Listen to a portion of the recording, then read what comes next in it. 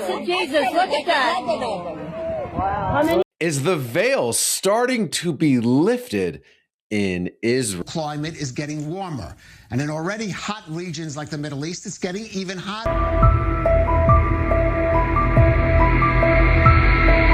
It's where John baptized Jesus. Well, today, more than 1 million Christian pilgrims. Jerusalén acaba de mostrar ante los ojos de la humanidad algo que parece salido directamente de las páginas de una antigua profecía, y la mirada de millones de personas en todo el planeta se ha volcado de golpe hacia esta tierra. Olas de calor que rompen todos los registros conocidos están abrasando la Tierra Santa, y en medio de ese fuego seco han surgido, sin que nadie lo esperara, pequeños estanques de agua dulce que brotan justo al borde del Mar Muerto. Y lo más asombroso de todo es que en ellos nadan peces, algo que ha dejado sin palabras a la comunidad científica. Mientras tanto, a poca distancia, una figura luminosa que muchos describen como una especie de halo celestial se ha dibujado entre las nubes, al mismo tiempo que multitudes se acercan al río Jordán para ser bautizadas y miles de creyentes avanzan en peregrinación hacia el monte del templo. Todas estas señales parecen estar confluyendo en un mismo instante. Quien conoce de verdad la palabra de Dios difícilmente puede ignorar que los engranajes de una profecía milenaria giran hoy a una velocidad que jamás se había visto. ¿Podrían ser estas las indicaciones más claras hasta la fecha de que el regreso del Mesías está cerca? Antes de continuar, te pido de corazón que dejes tu me gusta en el video, te suscribas al canal y permanezcas con nosotros hasta el final. Y, sobre todo, deja allá abajo en los comentarios una oración sincera por Jerusalén. Jerusalén está entrando en un verano en el que la tierra parece haber olvidado por completo cómo enfriarse. Cuando el sol se eleva sobre los tejados dorados de la ciudad antigua, el calor empieza a golpear cada calle, cada ladera y cada extensión reseca de terreno que rodea la ciudad. El aire se vuelve tan denso que basta permanecer un rato al aire libre para sentir cómo el calor se adhiere al cuerpo, igual que un horno invisible del que resulta imposible escapar. En la más reciente ola de calor extremo, se prevé que las temperaturas en muchas regiones de Israel se disparen hasta cifras que rondan los 40 grados centígrados, mientras que la propia Jerusalén podría superar con facilidad esa marca. Pero lo verdaderamente llamativo no es solo la sensación abrasadora que se percibe en la piel. A medida que los días soleados se prolongan sin descanso, la tierra empieza a perder su humedad, la vegetación se marchita y adquiere un tono amarillento, y las pequeñas fuentes de agua y los reservorios naturales quedan sometidos a una presión cada vez mayor. Y todo esto ocurre justo cuando la demanda humana de agua se dispara, precisamente en el momento en que las reservas están más amenazadas. En una tierra que ya de por sí es árida y que depende de un manejo minucioso y cuidadoso de cada recurso hídrico, el ascenso de las temperaturas deja de ser una simple noticia sobre el clima. Con rapidez se convierte en una cuestión de vida. Y Jerusalén comprende esto mejor que ningún otro lugar del mundo, porque esta no es una ciudad levantada en medio de vastos campos verdes ni junto a caudalosos ríos. Jerusalén se asienta sobre la rocosa meseta de Judea, un lugar donde el agua siempre ha tenido un valor especial, casi sagrado. Durante miles de años la gente de esta región ha tenido que cavar pozos, construir cisternas, canalizar el agua a través de antiguos sistemas y buscar cualquier método imaginable para conservar hasta la última gota en una tierra que enfrenta con frecuencia largas estaciones de sequía. Hoy la tecnología moderna ha transformado por completo la manera en que Israel administra el agua. Y, sin embargo, la naturaleza sigue planteando una pregunta que ningún sistema logra esquivar del todo. ¿Qué sucederá si el calor se vuelve cada vez más intenso? ¿Si las estaciones secas se alargan y si la necesidad de agua no deja de crecer? Es en ese punto donde un fenómeno aparentemente ordinario empieza a adquirir un significado distinto. Porque en la Biblia, el agua nunca fue solamente agua. El agua es vida, el agua es purificación, el agua es esperanza. Y en numerosas ocasiones, las Escrituras usan la sed humana como una imagen para describir un anhelo mucho más profundo, la necesidad de buscar al mismo Dios. El libro de Isaías dejó registrada una declaración estremecedora en su capítulo 41. Los pobres y los necesitados buscan agua, pero no la encuentran.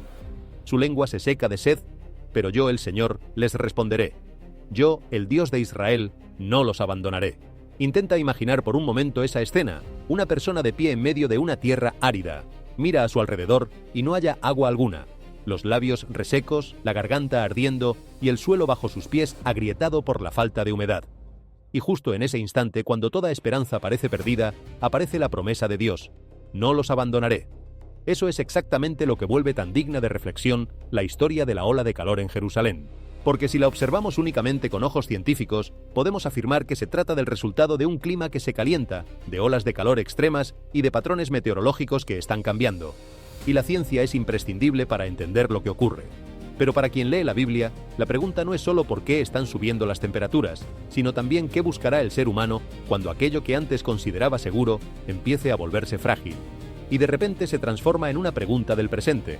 Aunque este es también el momento en que necesitamos detenernos, porque la Biblia no dice que cada ola de calor sea un juicio directo de Dios. Tampoco nos autoriza a tomar un único fenómeno climático y declarar con certeza que el fin del mundo ha llegado. Ese tipo de conclusiones apresuradas puede hacernos pasar por alto algo mucho más importante que la palabra de Dios desea que el ser humano vea: nuestra propia fragilidad. Podemos edificar ciudades inmensas, podemos crear sistemas modernos de filtración de agua, podemos lanzar satélites al espacio y pronosticar el clima con complejos modelos de computadora, pero al final los seres humanos seguimos siendo criaturas que necesitan agua para vivir. Y cuando la Biblia habla de un pueblo sediento en una tierra reseca, esa imagen no describe únicamente una crisis física, describe también un alma que busca la fuente de la vida, y es precisamente aquí donde la historia empieza a cambiar de rumbo, porque es ese mismo calor sin precedentes el que provoca que el nivel del agua del Mar Muerto descienda a causa de la evaporación, el que ha dado lugar sin querer a un fenómeno hídrico verdaderamente extraordinario. ¿Será que la tierra que alguna vez fue llamada muerta está empezando a contar una historia de vida? Los investigadores acaban de descubrir que a lo largo de las orillas del Mar Muerto, un sitio famoso por su salinidad extrema, donde ningún ser vivo debería poder sobrevivir, existe una paradoja increíble: agua dulce. A medida que el nivel del Mar Muerto retrocede, el agua subterránea dulce de los acuíferos que lo rodean se desplaza a través de las capas de sal bajo tierra, las disuelve y va creando cavidades subterráneas. Cuando esas cavidades se derrumban, forman socavones. Y en el interior de algunos de esos socavones, el agua dulce logra acumularse en pequeños estanques, generando las condiciones para que aparezcan microorganismos, plantas e incluso peces. Esta no es del todo una historia nueva.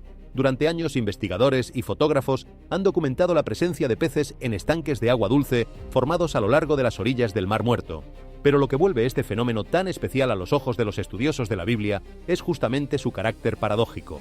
La vida está surgiendo justo al lado de una masa de agua célebre por su salinidad extrema y prácticamente incapaz de sostener un ecosistema normal de peces. Y casi de inmediato viene a la memoria un antiguo pasaje bíblico. En el capítulo 47 del libro de Ezequiel, el profeta es conducido hasta un arroyo que fluye desde el templo.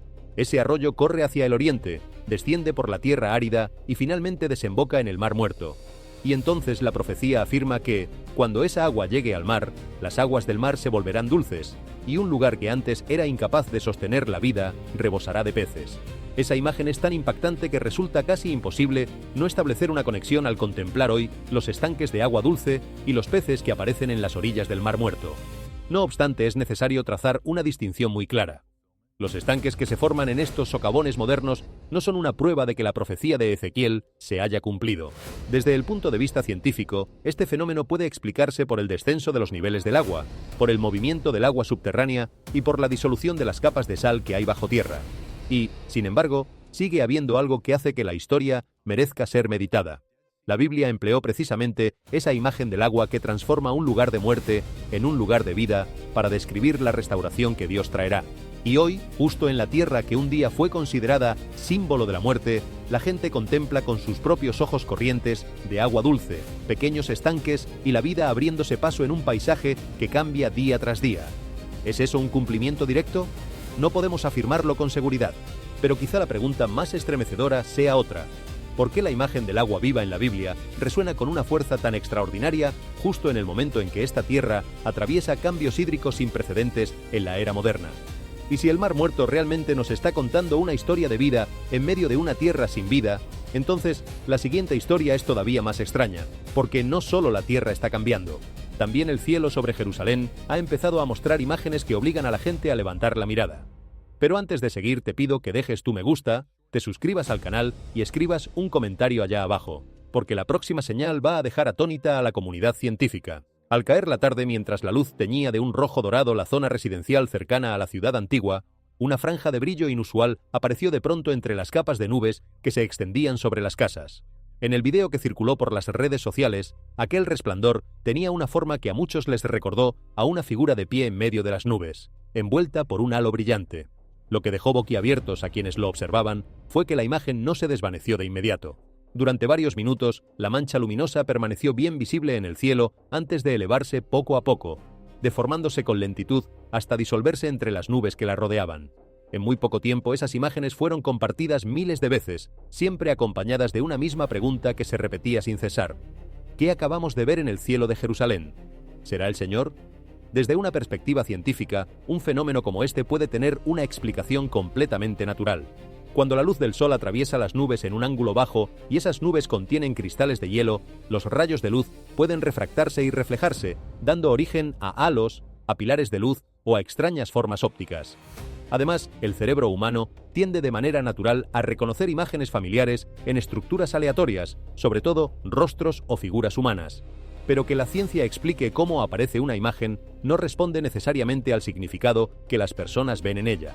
Y para alguien de fe, contemplar una figura entre las nubes justamente en el cielo de Jerusalén puede evocar de inmediato una de las profecías más célebres de Jesús.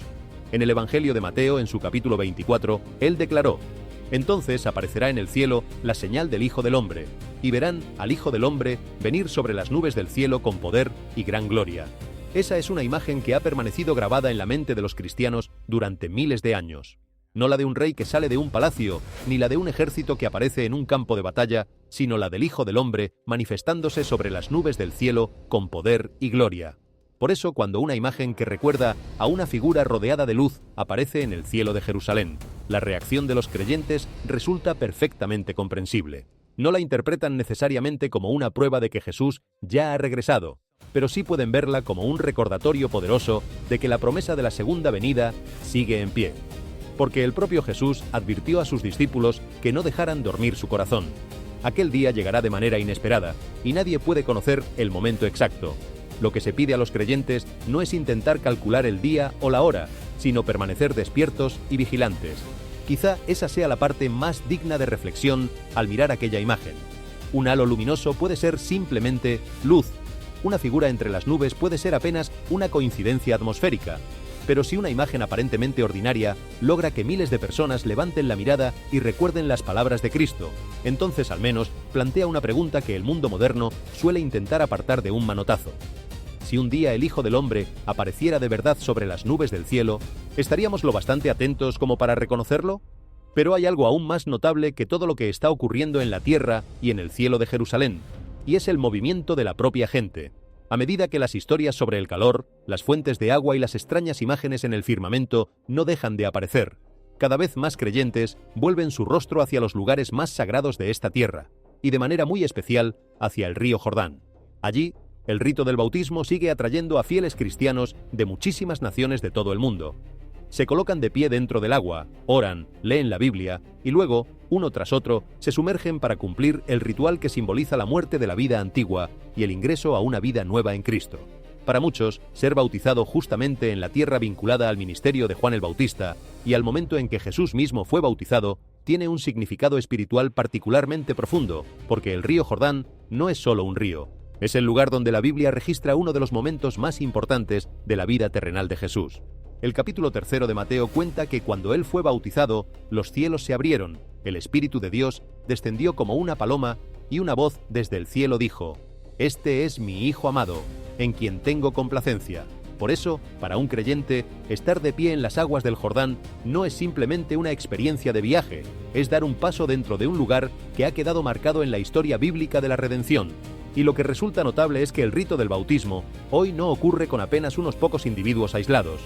Grupos de creyentes, delegaciones de peregrinos y personas que buscan una experiencia espiritual acuden de forma continua a los sitios a lo largo del río Jordán empleados para las ceremonias cristianas. En esos momentos, la imagen de decenas o cientos de personas entrando juntas al agua, orando y confesando su fe, compone un espectáculo particularmente poderoso. Pero si el río Jordán representa la purificación, entonces Jerusalén representa algo todavía mayor: la espera, porque en el centro de Jerusalén se encuentra el Monte del Templo, uno de los lugares de más honda relevancia religiosa e histórica de toda la tierra. Es un sitio ligado al templo en la historia de Israel, cargado de los recuerdos del rey David, de Salomón, de la destrucción de los templos antiguos y de las profecías que hablan del futuro de la ciudad santa. Hoy corrientes de personas siguen dirigiéndose a la zona del Monte del Templo para orar, para visitar y para practicar su fe según las estrictas normas del lugar. Cada paso que se da en ese espacio ocurre allí donde la historia, la religión y las expectativas sobre el futuro se cruzan. Y justo aquí otro versículo bíblico comienza a resonar en la mente de quienes estudian las profecías. El profeta Miqueas, en su capítulo 4, escribió: «En los últimos días el monte de la casa del Señor será establecido como el más alto de los montes, y los pueblos correrán hacia él». Presta atención a la imagen que emplea ese versículo. Los pueblos correrán hacia él. No una sola nación, no una sola ciudad, sino gente de muchísimos lugares distintos, volviéndose hacia un sitio considerado el centro del plan de Dios. Esto no significa que cada grupo de peregrinos de hoy sea un cumplimiento directo de las palabras de Miqueas. No podemos tomar el número de personas que llegan a Jerusalén, ni la cantidad de bautizados, y afirmar que una profecía concreta se ha cumplido por completo. Pero el hecho de que Jerusalén siga atrayendo a millones por motivos religiosos demuestra una verdad innegable. El atractivo espiritual de esta ciudad jamás se ha apagado, y eso es justamente lo que vuelve el cuadro digno de meditación. Por un lado, la tierra se calienta. Por otro, fuentes de agua inusuales aparecen en medio de una tierra sin vida. En el cielo se dibujan imágenes que hacen a la gente levantar la mirada. Y sobre el suelo, las personas empiezan a buscar de nuevo a Dios. Esas 4 piezas no forman de manera automática una profecía cumplida, pero, colocadas una junto a la otra, crean una pregunta que ningún lector de la Biblia puede ignorar con facilidad. ¿Por qué Jerusalén, una ciudad que ha aparecido a lo largo de toda la historia bíblica, sigue siendo el foco de atención justo cuando el mundo entra en una era de gran inestabilidad? Quizá todo sea apenas un conjunto de fenómenos separados. Quizá una ola de calor sea solo una ola de calor. Un estanque de agua dulce, apenas el resultado de la geología. Un halo de luz, nada más que la refracción de los rayos del sol. Y un grupo de peregrinos, simplemente creyentes, viviendo su fe. Pero para quien cree, lo que importa no es intentar convertir cada acontecimiento en una señal. Lo que importa es reconocer el llamado que resuena a lo largo de toda la Biblia. Mantente vigilante, arrepiéntete, conserva la fe y prepárate. Porque Jesús jamás dijo a sus discípulos que vivieran presos del pánico al presenciar las sacudidas del mundo. Les dijo que permanecieran despiertos. Y tal vez ese sea el mensaje más profundo que se eleva hoy desde Jerusalén. No que sepamos en qué día regresará el Señor, sino si estamos viviendo como si Él pudiera volver en cualquier momento.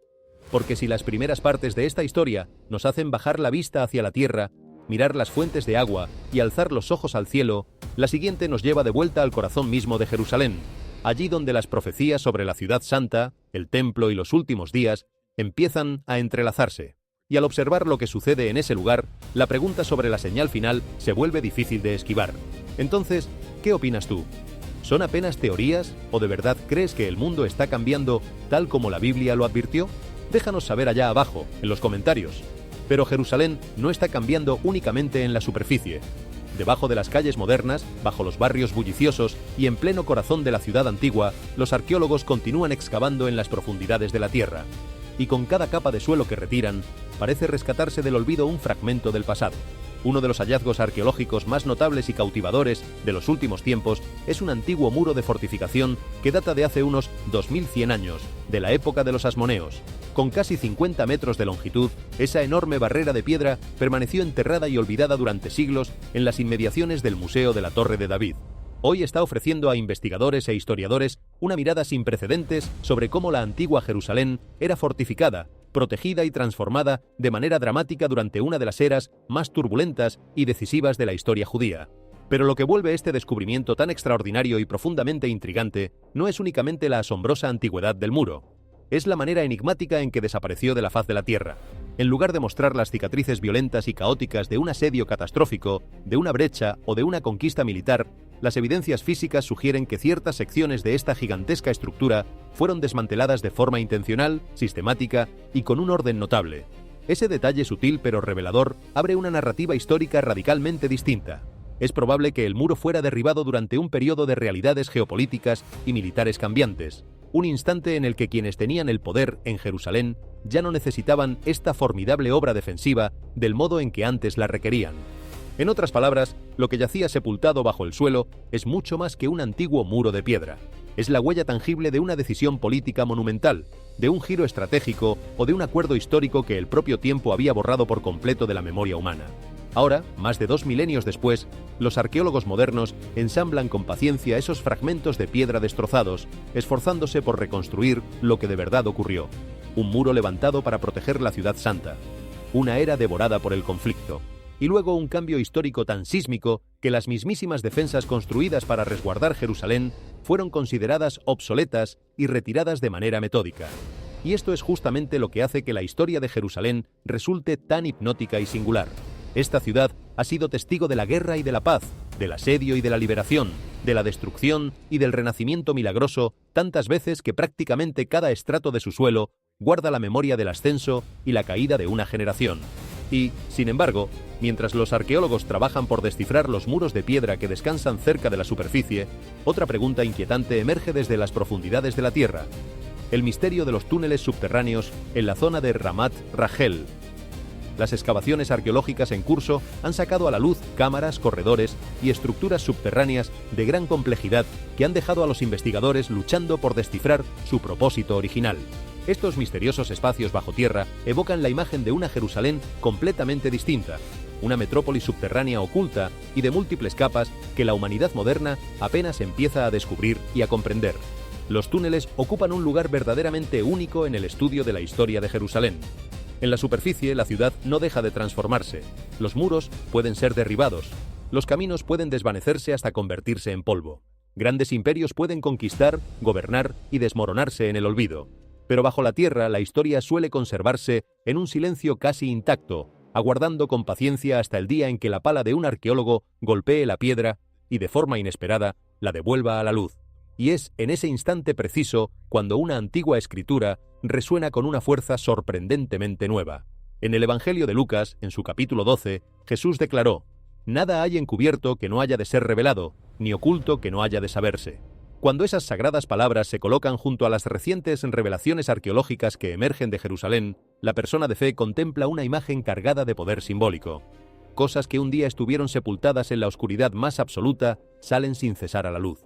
Muros que permanecieron silenciosos, testigos de las decisiones monumentales de antiguas dinastías, vuelven a ser vistos por ojos humanos. Espacios olvidados por la humanidad durante miles de años abren lentamente sus puertas, y las grandes narrativas de guerra, paz, poder y supervivencia en Jerusalén son contadas otra vez ante una generación moderna. Por supuesto, la sensatez aconseja que no convirtamos cada hallazgo arqueológico en una profecía apocalíptica. Un antiguo muro de piedra no prueba por sí solo que el fin de los días haya comenzado. Tampoco un túnel subterráneo es evidencia directa de un acontecimiento concreto anunciado en el libro del Apocalipsis. Y, sin embargo, queda aquí una verdad que exige nuestra más honda reflexión. Cuanto más profundo cavamos en el suelo de Jerusalén, más cosas ocultas emergen a la luz del sol. Y esta ciudad antigua sigue cumpliendo exactamente el papel que ha desempeñado durante miles de años: guardar secretos, sepultar la historia y luego, cuando llega el momento justo, devolver de forma inesperada esos secretos a la humanidad. Quizá por eso Jerusalén siempre ha despertado un sentimiento que no se parece al de ningún otro lugar de la tierra, porque lo que vemos en la superficie es apenas una fracción de la realidad. Bajo estas piedras desgastadas hay relatos jamás contados que aguardan ser escuchados. Bajo estas calles modernas yacen los ecos y las pisadas de generaciones perdidas hace muchísimo tiempo. Y bajo todas estas capas acumuladas de historia descansa una ciudad a la que la Biblia ha asignado un lugar exaltado y eterno en el destino de la humanidad. Por eso la pregunta no es únicamente qué descubrirán los arqueólogos a continuación, sino algo más hondo. Si Jerusalén sigue entregando secretos que han permanecido enterrados durante milenios, ¿de verdad hemos comprendido todo lo que las Escrituras han dicho sobre esta ciudad santa?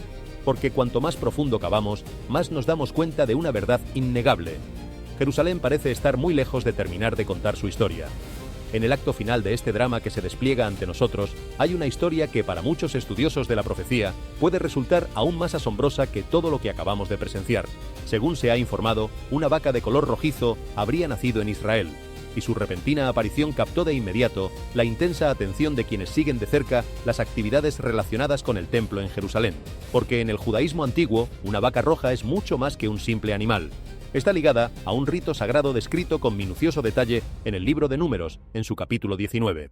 De acuerdo con el texto bíblico, una vaca roja sin mancha ni defecto, que jamás haya llevado yugo, debe ser conducida fuera del campamento, quemada junto con ingredientes rituales específicos, y sus cenizas empleadas para preparar el agua de purificación. Esta ceremonia era esencial para purificar a quienes habían quedado ritualmente impuros bajo la antigua ley israelita.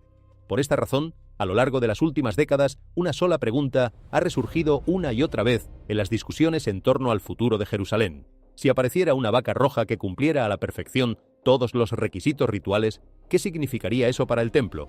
Esa pregunta se intensificó de forma dramática después de que varias vacas rojas fueran trasladadas desde Texas hasta Israel en el año 2022. Aquellos animales generaron una enorme cobertura mediática y una fascinación notable entre los estudiosos de la profecía, pues muchos creen que podrían proporcionar las cenizas necesarias para el rito de purificación prescrito en Números. Sin embargo, el obstáculo reside en unos estándares extraordinariamente estrictos.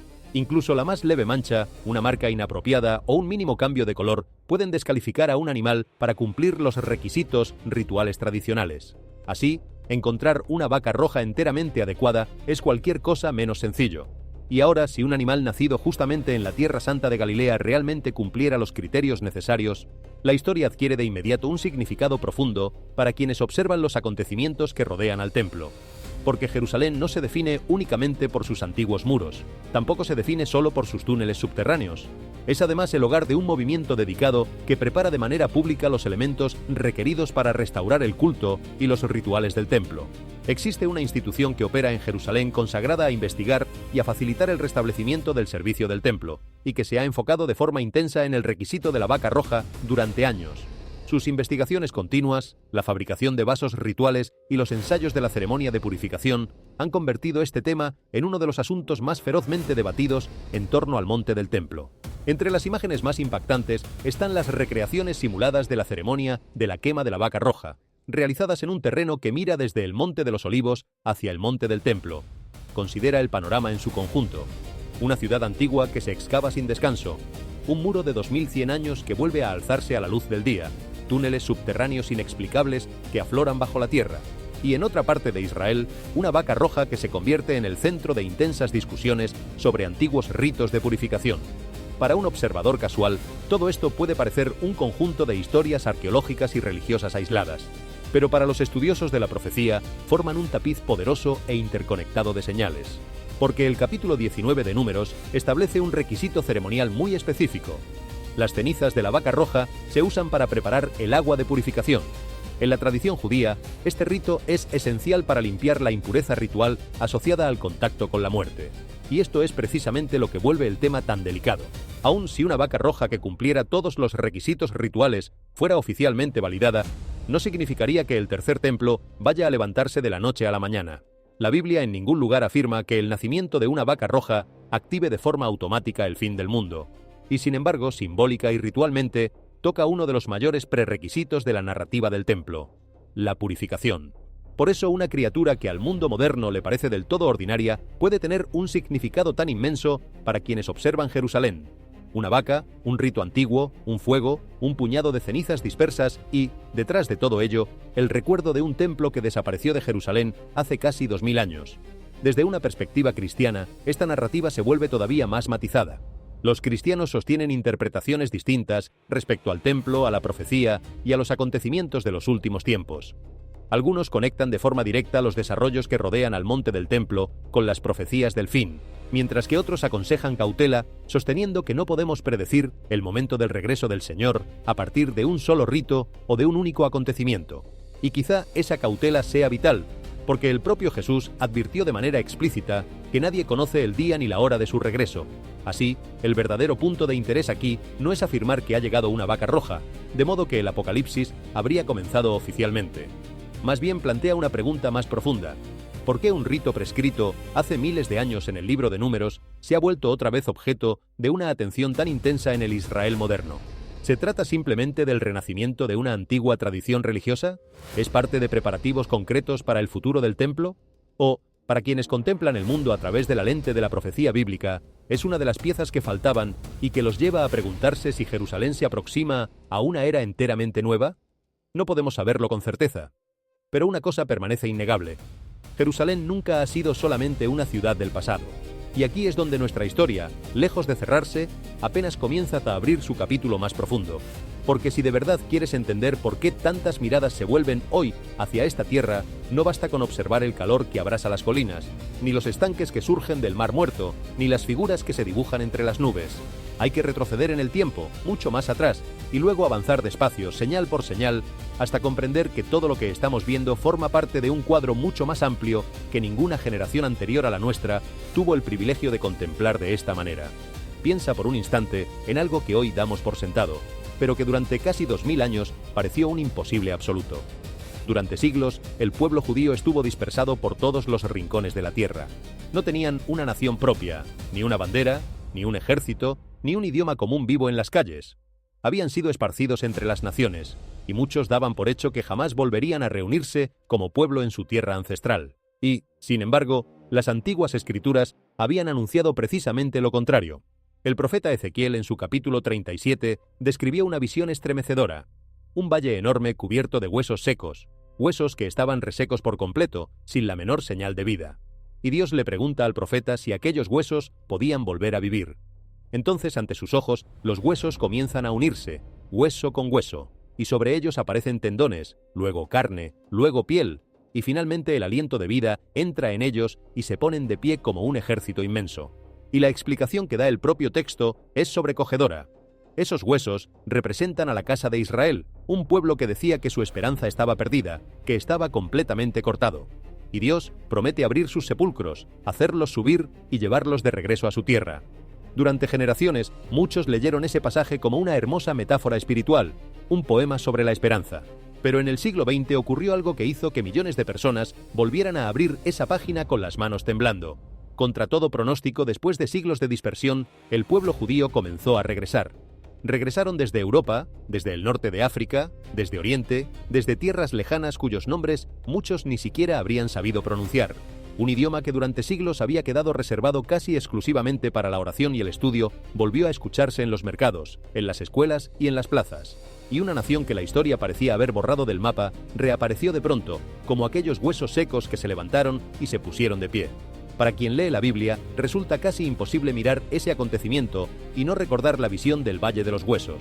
No decimos que cada detalle encaje con precisión matemática, ni pretendemos cerrar toda discusión, pero la coincidencia es tan poderosa que obliga a detenerse y preguntar: ¿cuántas profecías de este tipo tendrían que alinearse antes de que dejáramos de llamarlo casualidad?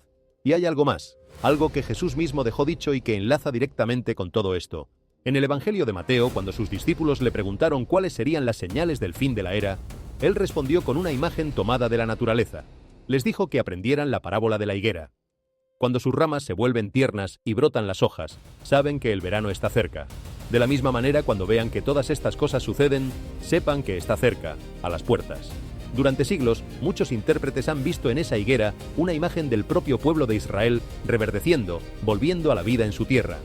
Y aunque nadie honesto puede convertir esa imagen en un calendario exacto, sí abre una pregunta que resuena con fuerza. ¿Y si el reverdecimiento de la higuera fuera, entre otras cosas, esta reunión asombrosa que nuestros abuelos alcanzaron a presenciar y que nosotros seguimos contemplando desplegarse ante nuestros ojos? Detente aquí un momento, porque esto es importante. No estoy pidiéndote que aceptes ciegamente ninguna conclusión. Al contrario, la Biblia misma nos advierte una y otra vez que seamos prudentes, que no nos dejemos arrastrar por cualquier voz que grite que el fin ha llegado.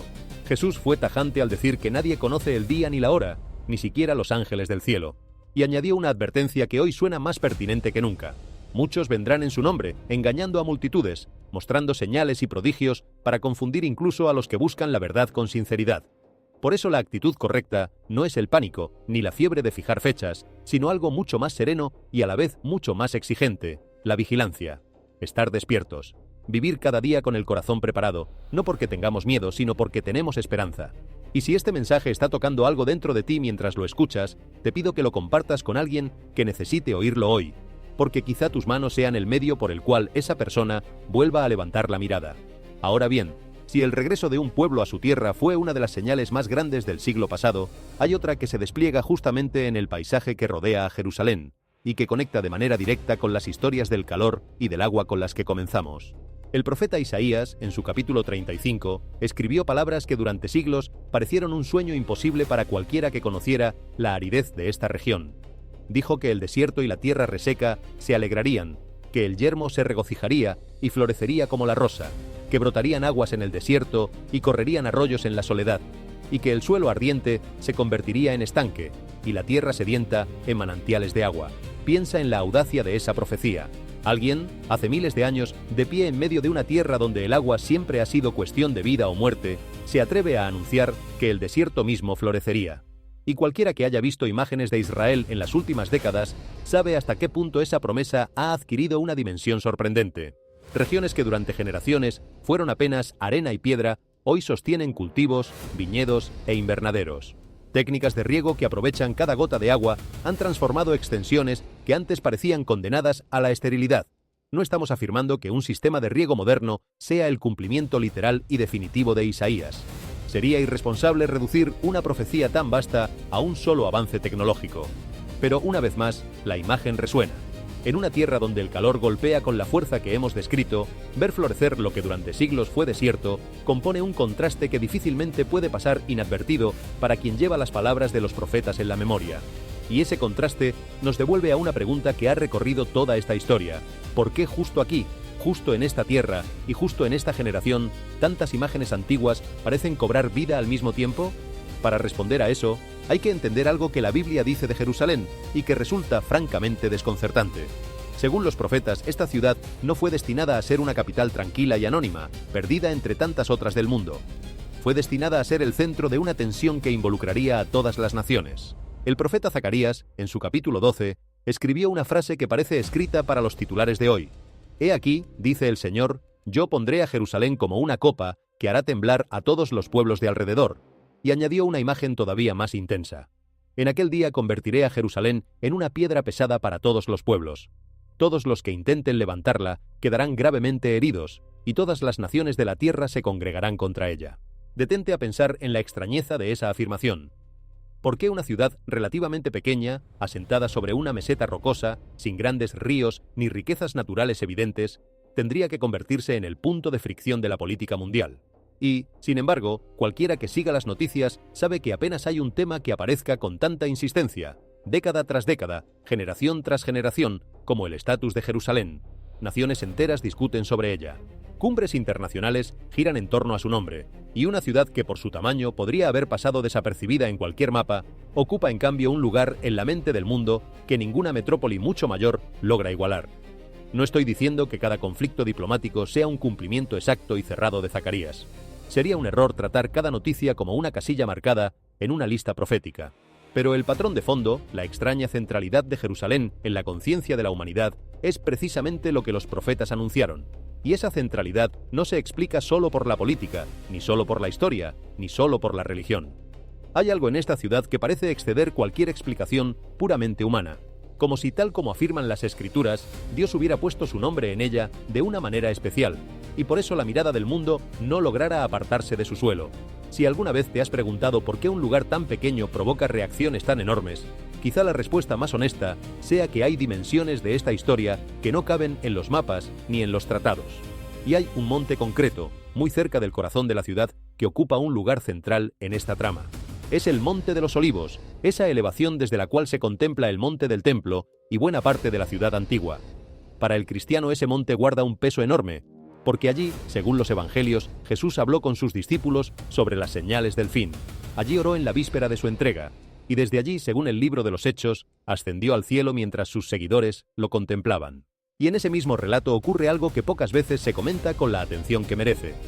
Mientras los discípulos miraban al cielo, atónitos, dos mensajeros aparecieron junto a ellos y les dijeron que aquel mismo Jesús, que había sido llevado arriba, volvería de la misma manera en que lo habían visto irse. De la misma manera, desde ese mismo lugar. Y el profeta Zacarías, en su capítulo 14, había escrito siglos antes que, en aquel día, los pies del Señor se posarían sobre el Monte de los Olivos, que está frente a Jerusalén al oriente, y que el monte se partiría por la mitad, formándose un gran valle. Vuelve a leer eso despacio. La promesa del regreso y la profecía del monte que se abre apuntan al mismo punto exacto de la geografía. Y por eso, cuando miles de peregrinos hoy suben a ese monte, oran allí y contemplan la ciudad desde su cima, muchos sienten que están de pie no solo sobre un lugar cargado de pasado, sino sobre un escenario reservado para el futuro. Al oriente de ese monte, mirando hacia el monte del templo, hay un detalle que fascina a los estudiosos de la profecía desde hace generaciones, y que conecta de forma directa con las historias de muros y piedras con las que hablamos antes. Se trata de una antigua puerta en la muralla oriental de la ciudad, a menudo llamada la Puerta Dorada o Puerta del Oriente. Durante siglos, esa puerta ha permanecido sellada, cerrada con piedra, sin permitir el paso. Y aquí es donde el asunto se vuelve estremecedor, porque el profeta Ezequiel, en su capítulo 44, describió una visión en la que era llevado a la puerta exterior del santuario que mira al oriente, y la halló cerrada. Y se le dijo que esa puerta permanecería cerrada, que no sería abierta, y que nadie entraría por ella, porque el Señor, el Dios de Israel, había entrado por ella. Los intérpretes discuten, como es natural, sobre el alcance exacto de esa profecía y sobre en qué medida la puerta física que hoy vemos se corresponde con la puerta de la visión. La sensatez exige reconocer esos matices y no forzar las piezas. Pero la imagen sigue ahí, imposible de ignorar, una puerta al oriente, sellada, mirando hacia el mismo monte desde el cual, según la promesa, ha de venir el regreso. Y hay quienes recuerdan que, en los Evangelios, cuando Jesús entró en Jerusalén, aclamado por la multitud, lo hizo viniendo desde el oriente, desde la dirección del Monte de los Olivos. Coincidencias, dirán algunos. Piezas de un mismo diseño, dirán otros. Lo que nadie puede negar es que al colocarlas juntas, componen un cuadro que invita a mirar hacia el oriente con una atención distinta. Y mientras contemplamos esa puerta cerrada, conviene recordar por qué toda esta expectativa no debería llenarnos de angustia, sino de una esperanza serena. Porque el mismo profeta Zacarías, en ese capítulo 14, no se detuvo en el monte que se abre. Continuó describiendo algo luminoso. Dijo que en aquel día brotarían aguas vivas desde Jerusalén, la mitad hacia el mar oriental y la mitad hacia el mar occidental, y que fluirían tanto en verano como en invierno, sin cesar jamás. ¿Te das cuenta del hilo que atraviesa toda esta historia? Comenzamos hablando de un calor abrasador y de una tierra sedienta.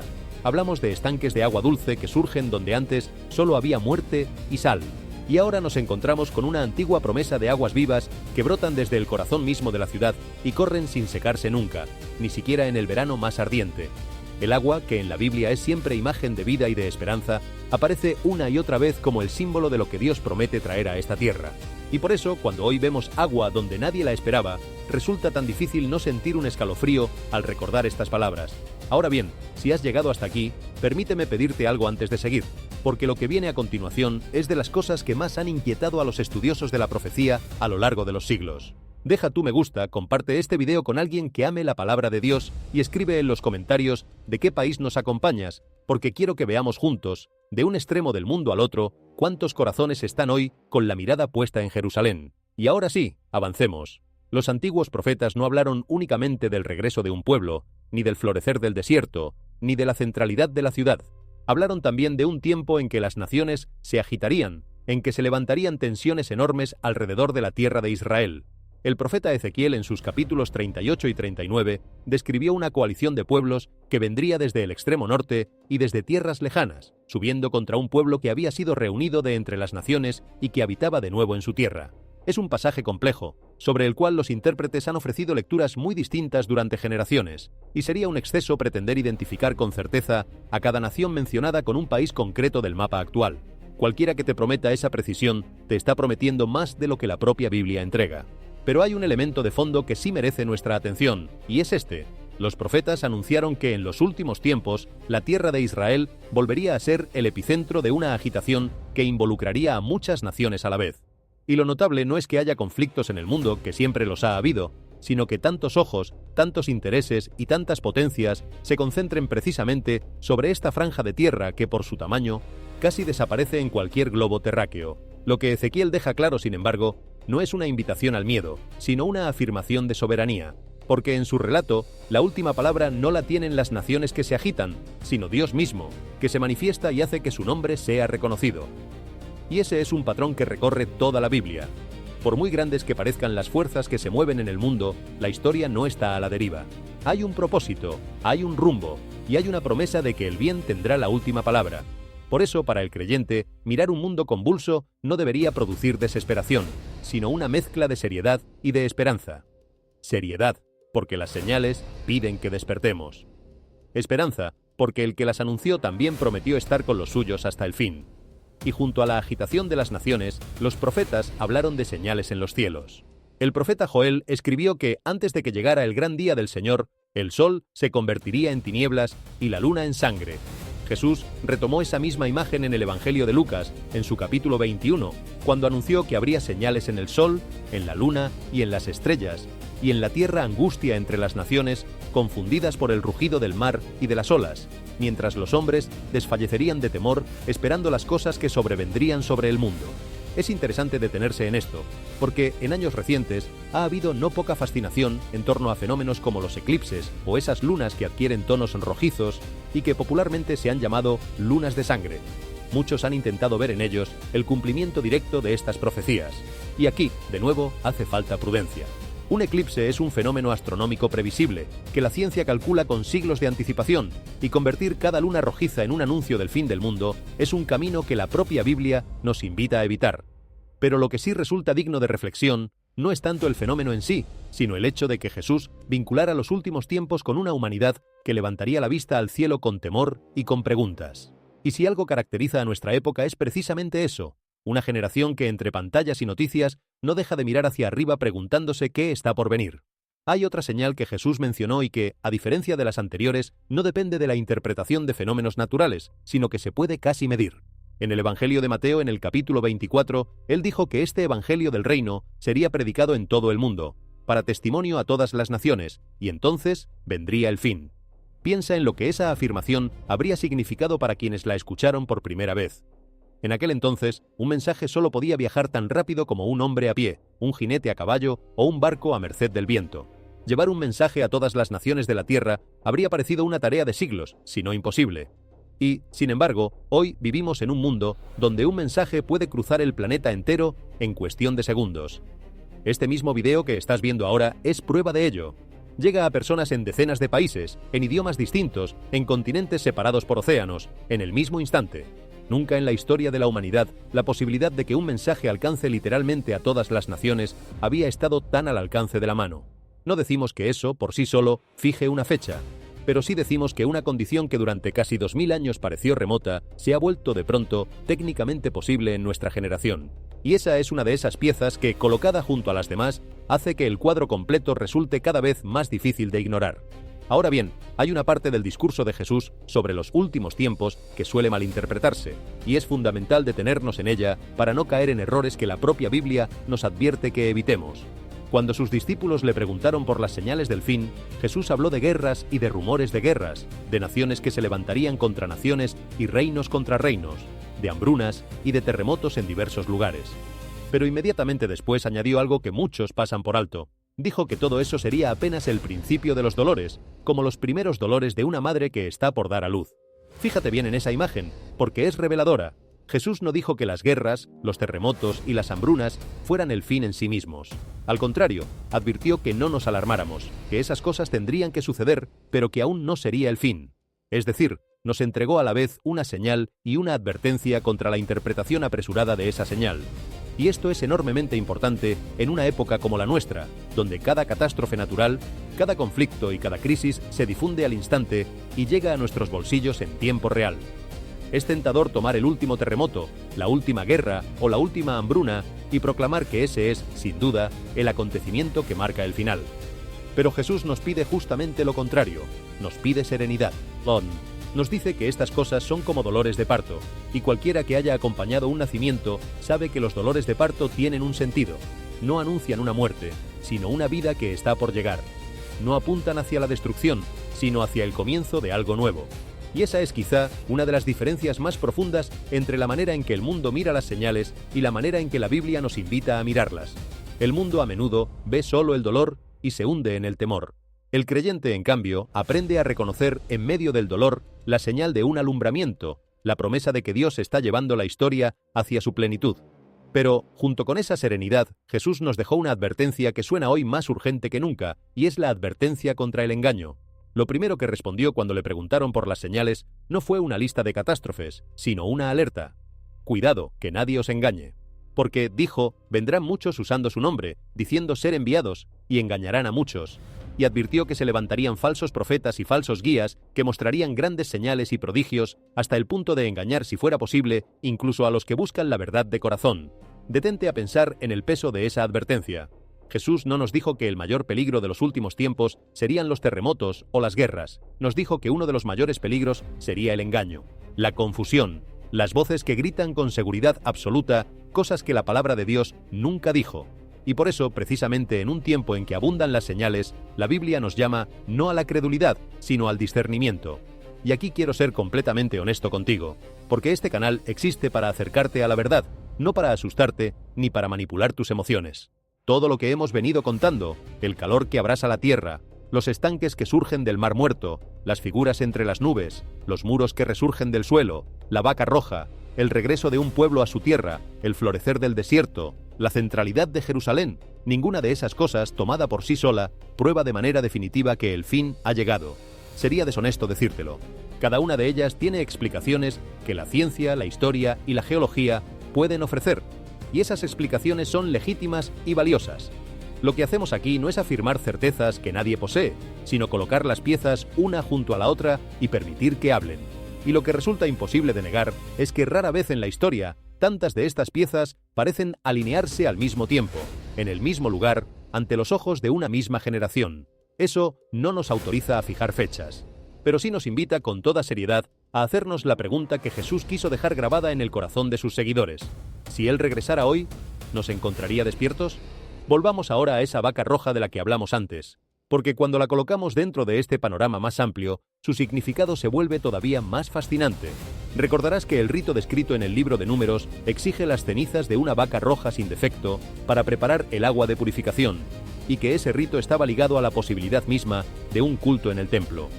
Durante casi 2000 años, después de la destrucción del templo antiguo, ese requisito quedó, por así decirlo, en suspenso. No había templo, y por tanto la pregunta parecía puramente teórica. Pero he aquí lo asombroso.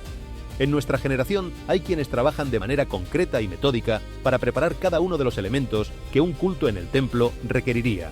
No se trata de una fantasía de novela, sino de investigadores y artesanos que confeccionan vasos, vestiduras y utensilios conforme a las descripciones antiguas, que estudian los detalles de los ritos y que ensayan ceremonias que llevaban milenios sin realizarse.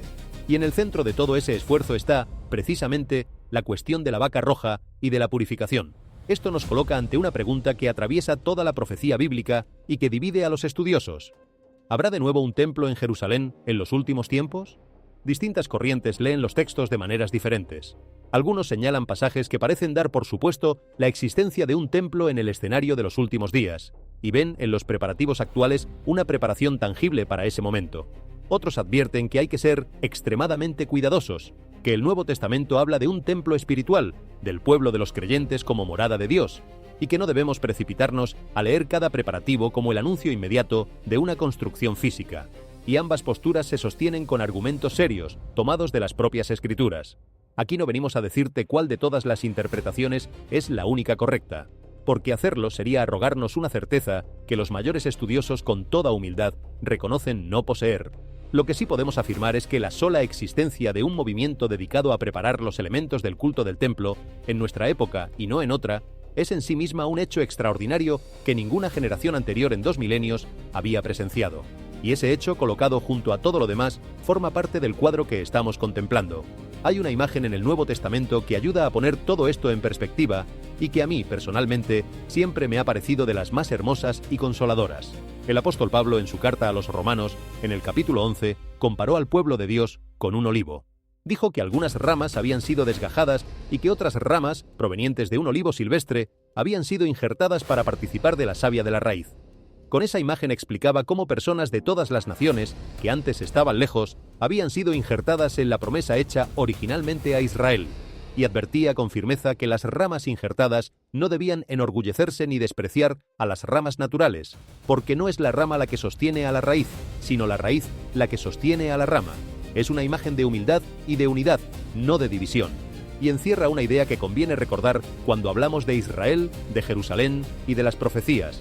El plan de Dios no es un plan de exclusión, sino de reunión, no de rivalidad entre pueblos, sino de un mismo árbol en el que muchas ramas encuentran su vida en una raíz común.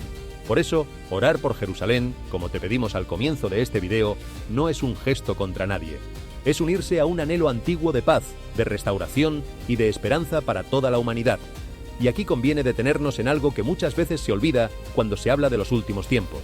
Es fácil quedar tan absorto en los grandes acontecimientos, en las naciones, en los templos, en las señales del cielo, que perdemos de vista la pregunta que en realidad más nos concierne, la única sobre la cual tenemos verdadero poder de decisión. ¿Cómo está mi propio corazón?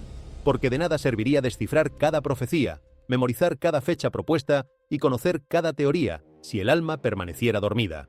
Jesús contó una parábola precisamente sobre esto, la de las 10 jóvenes que esperaban al esposo.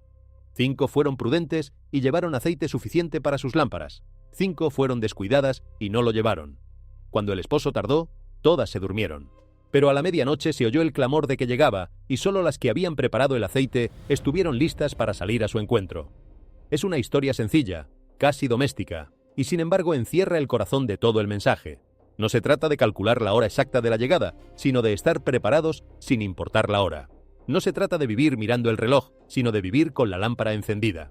Y esa preparación, según el conjunto de las Escrituras, no consiste en gestos espectaculares ni en cálculos complicados, sino en cosas profundamente humanas y cotidianas. Consiste en volver el corazón hacia Dios, en dejar atrás aquello que nos aparta de Él, en perdonar a quien nos ha herido, en tender la mano a quien sufre, en vivir con integridad cuando nadie nos ve, en amar de verdad a quienes tenemos cerca. Los profetas, cuando anunciaban tiempos de sacudida, casi siempre acompañaban el anuncio con un mismo llamado: vuelvan, arrepiéntanse, hagan justicia, amen la misericordia, caminen con humildad.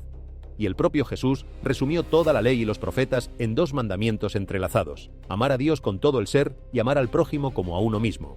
De modo que si todas estas señales significan algo para ti, la respuesta más coherente no es el miedo ni la obsesión por descifrar el futuro, sino una vida transformada por el amor en el presente. Ahí está quizá la señal más importante de todas.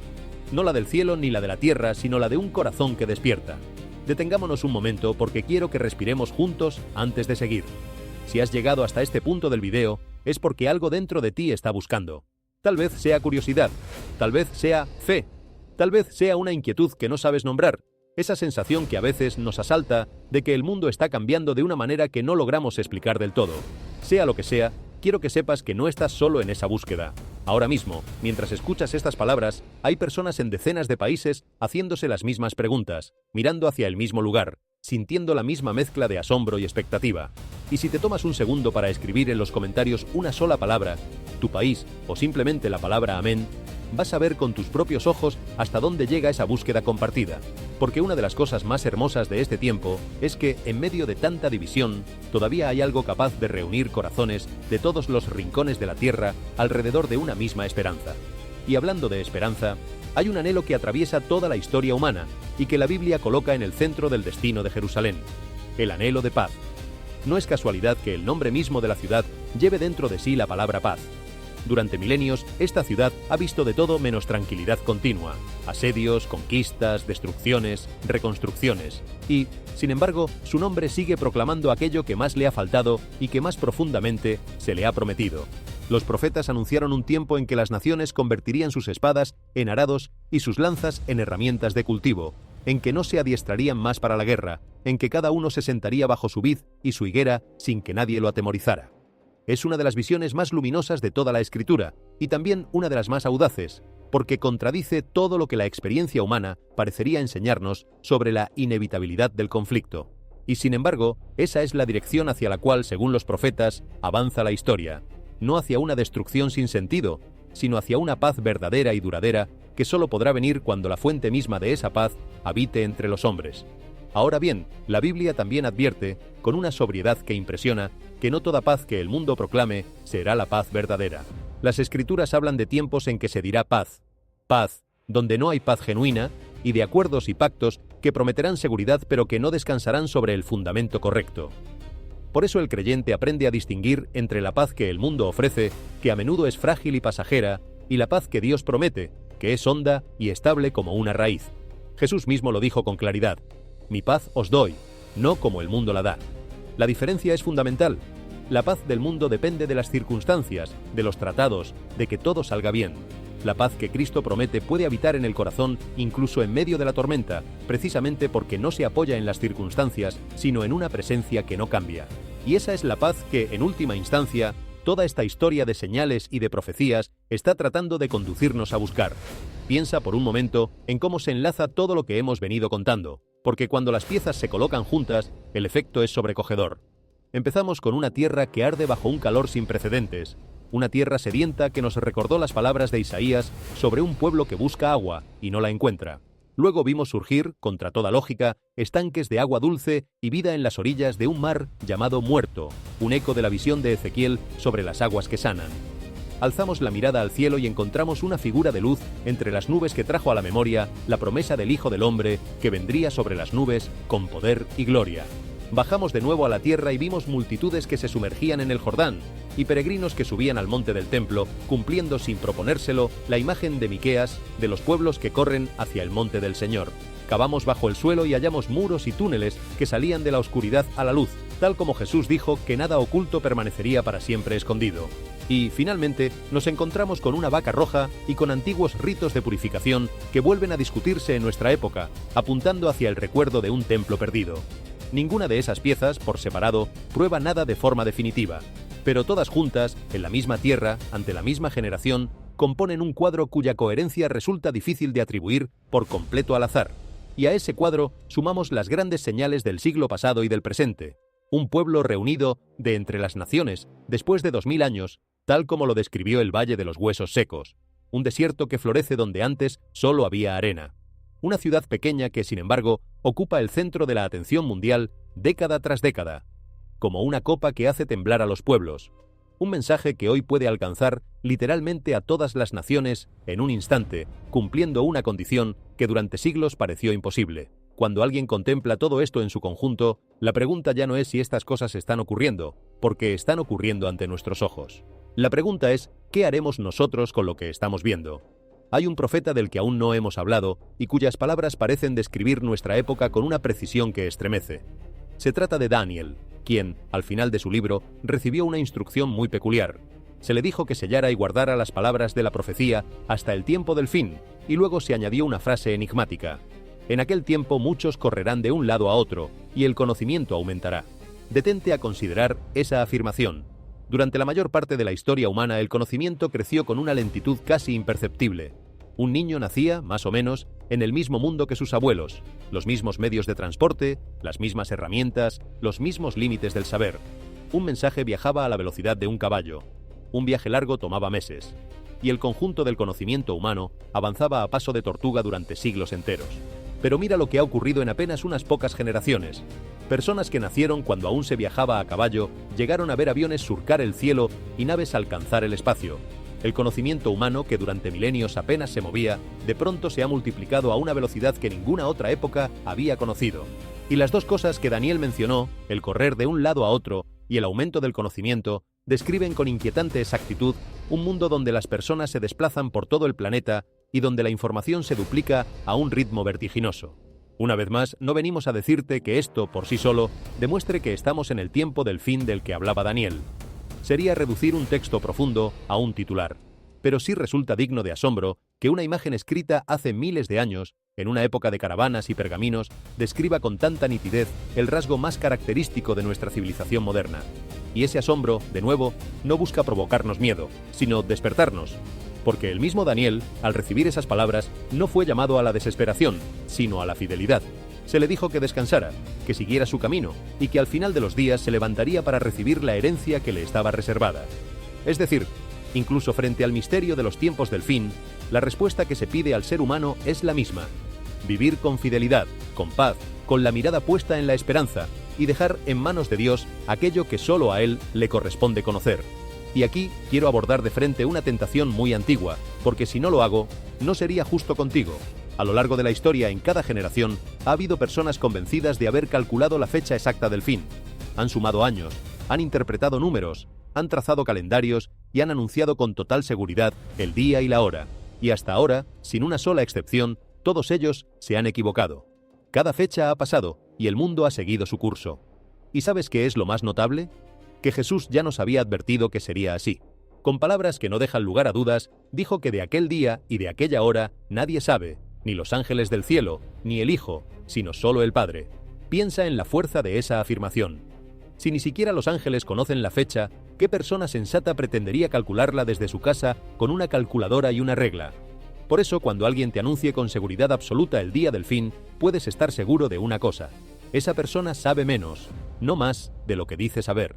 La actitud que Jesús nos enseñó no es la del que calcula, sino la del que vela. No la del que fija fechas, sino la del que vive preparado en toda fecha. Jesús ilustró esto con otra parábola, la del siervo a quien su señor deja a cargo de la casa mientras está de viaje. El siervo fiel es aquel que sigue cumpliendo su tarea con diligencia, tratando bien a los demás, sea que el señor vuelva temprano o tarde, porque no sabe el momento del regreso, y por eso vive siempre listo.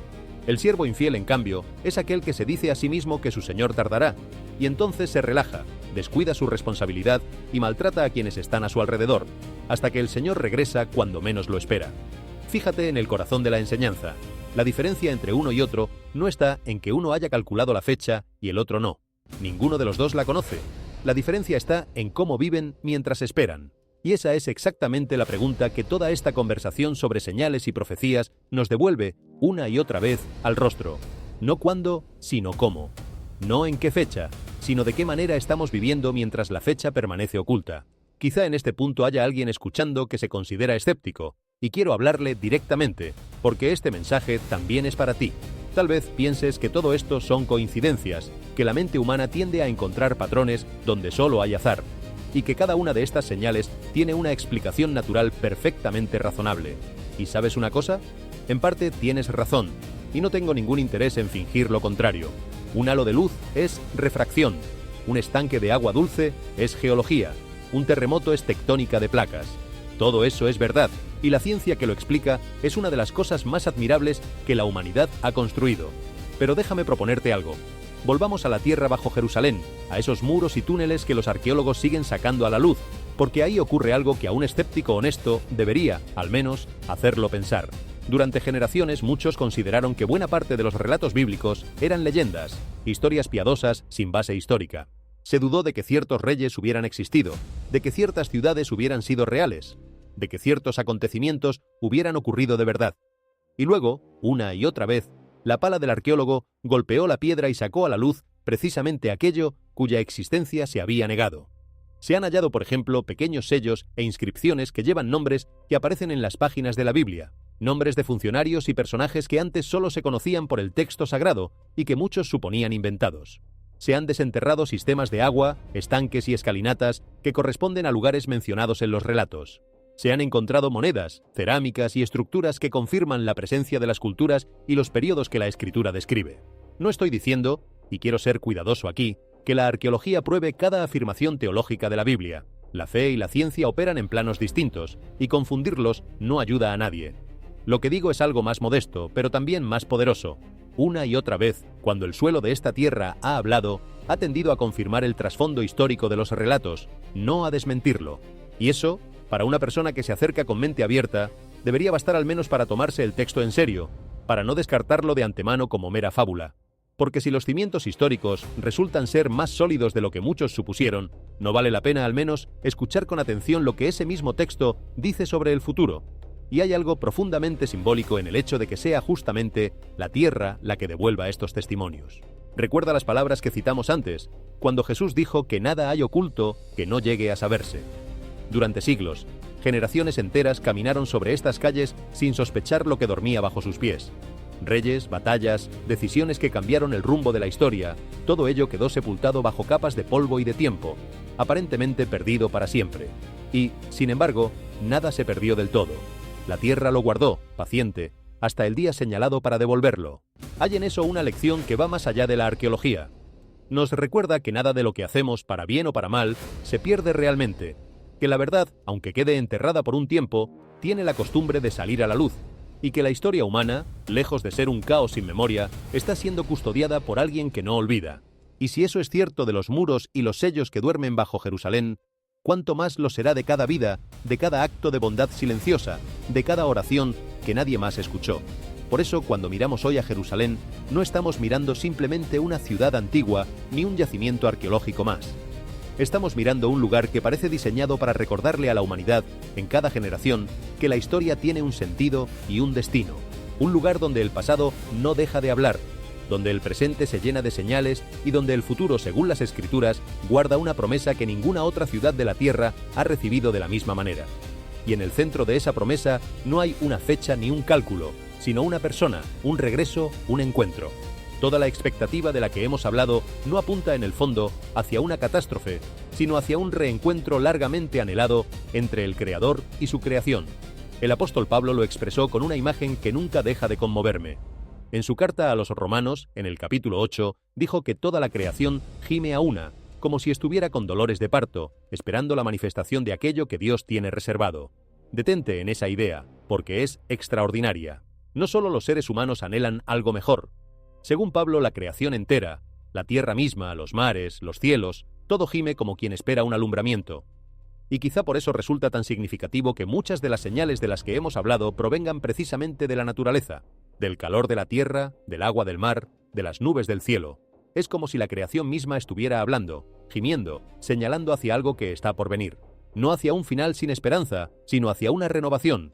Porque la promesa bíblica no termina en destrucción, sino en cielos nuevos y tierra nueva, en un mundo donde, según el libro del Apocalipsis, Dios enjugará toda lágrima de los ojos, y ya no habrá muerte, ni llanto, ni dolor, porque las primeras cosas habrán pasado. Piensa por un momento en cuánto anhela el corazón humano ese mundo.